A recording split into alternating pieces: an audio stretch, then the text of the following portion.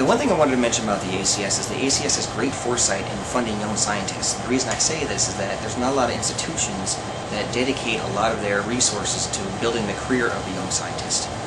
The reason this is important is because right now I'm at a postdoc position where I'm working in an established laboratory until I build a body of work where I can now go out and establish my own laboratory with employees.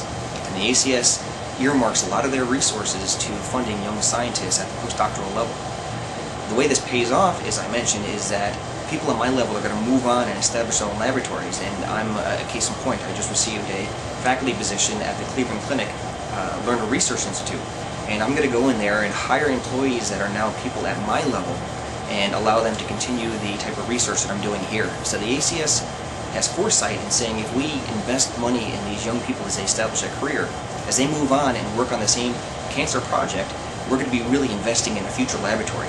And in the case for, at least for me, the ACS, for the amount of money that I receive from the ACS for my fellowship, and what I'm receiving at the Cleveland Clinic to establish a laboratory, there's a 10-to-1 ratio of the dollars that the Cleveland Clinic's spending on me in relation to what the ACS gave me. So the ACS has increased their investment in me by tenfold by me building a body of work that I can go and become a faculty member at another institution.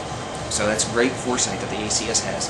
That's lacking in a lot of other institutions, and it's very, very hard for people at my level to get NIH funding. And so it's a great credit to the ACS that they recognize this resource and are able to build on it to allow laboratories to be built that solves a cancer-related question. When I'm applying for faculty positions and I was looking around, the ACS as a peer review institution for their grants is quite the feather in my cap. When I go and apply for these positions, I'm able to go up to chairs of departments and say, I think I can come here and do a great body of work, and I'm an ACS funded fellow.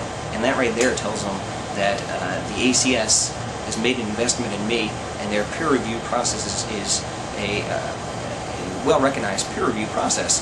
And so the ability for me to go in and mention I was an ACS fellow instantly registered when I was talking to chairs of departments looking for faculty positions to build a laboratory. And so, yet again, I cannot thank the ACS enough for their funding and allowing me to be able to go to places and say I'm an ACS funded fellow.